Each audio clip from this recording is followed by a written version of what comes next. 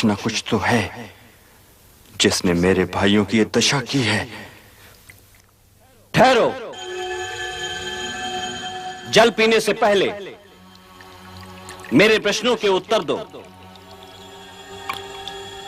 आप कृपया मुझे यह बताइए कि आप रुद्र, वसु अथवा मरुत आदि प्रधान देवताओं में से कौन हैं? मैं यक्ष हूं और मैंने ही तुम्हारे इन महान तेजस्वी भाइयों की यह दशा की है। मैंने इन सबको रोका था कि मेरे सरोवर का जल पीने से पहले मेरे प्रश्नों के उत्तर दो, परंतु ये नहीं माने और मारे गए। यदि तुम्हें भी जल पीना या ले जाना है तो पहले मेरे प्रश्नों के उत्तर दो। प्रयास करूंगा, आप प्रश्न कीजिए।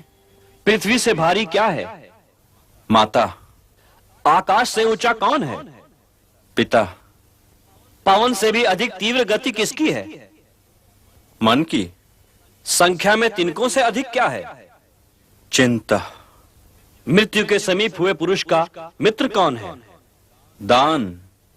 धर्म, यश, स्वर्ग अथवा सुख का मुख्य स्थान क्या है? धर्म का मुख्य स्थान दक्षता है और यश का मुख्य स्थान दान।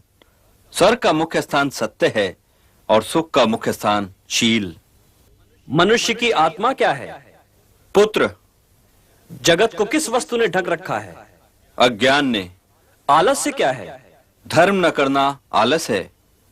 सुखी कौन है? जो ऋणी न हो। सच्चा स्नान कौन सा है? जो मन का मैल धो दे। काजल से भी अधिक काला क्या है? कलंक। लोक में श्रेष्ठ धर्म क्या है? दया श्रेष्ठ धर्म है। किसको वश में रखने से शोक नहीं होता? मन को वश में रखने से शोक नहीं होता। लज्जा क्या है? ना करने योग्य काम से दूर रहना लज्जा है। दया क्या है? सबके सुख की इच्छा करना दया है। राष्ट्र की मृत्यु का कारण क्या होता है? अराजकता। हे राजन, वास्तव में ब्राह्मणत्व का प्रमाण क्या है? कुल, चरित्र, शिक्षा या शास्त्र ज्ञान? हे यक्ष, कुल, शिक्षा और शास्त्र ज्ञान ब्राह्मणत्व को सिद्ध नहीं करता। ब्राह्मणत्व का प्रमाण तो निस्संदेह चरित्र ही है। अच्छे चरित्र वाला शूद्र उस ब्राह्मण से अच्छा है जो जन्म से तो ब्राह्मण हो और शास्त्रों का ज्ञान रखता हो, परंतु जिसका चरित्र अच्छा ना हो।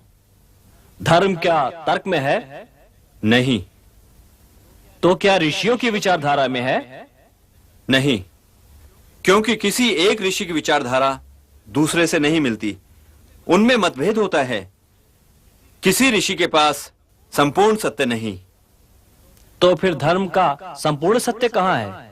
व्यक्ति के हृदय की गुफा में। और सबसे बड़ा आश्चर्य क्या है? सबसे बड़ा आश्चर्य यह है कि हर व्यक्ति यह जानता है कि मृत्यु जीवन का अंतिम सत्य है, फिर भी यही सोचता है कि कदाचित उसके जीवन का अंतिम सत्य मृत्यु नहीं। भरत श्रेष्ठ, तुमने मेरे सारे प्रश्नों के ठीक उत्तर दिए हैं, इसलिए इन चारों भाइयों में से जिस एक को चाहो वो जीवित हो सकता है।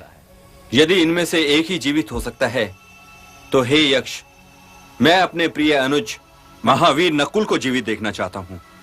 हे कुंती नंदन, भीम और अर्जुन जैसे भाइयों को छोड़कर तुमने नकुल के ही जीवित होने की इच्छा क्यों की? मेरे लिए माता कुंती और माता माद्री में कोई अंतर नहीं। मैं दोनों माताओं के प्रति समान भाव रखता हूं।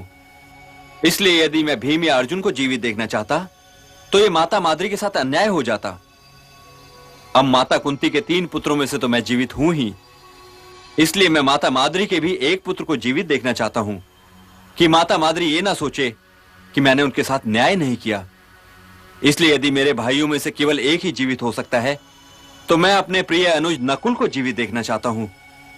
यदि माता कुंती का एक पुत्र जीवित है तो माता माद्री के भी कम से कम एक पुत्र को जीवित रहना चाहिए। और यदि मैं ये कहता कि तुम्हारे 2 भाई जीवित हो सकते हैं, तब तुम किनका नाम लेते?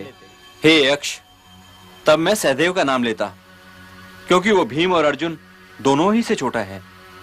तुम्हारे इस वाक्य ने मुझे अति प्रसन्न किया भरत श्रेष्ठ। तुम भरत वंश का गौरव हो।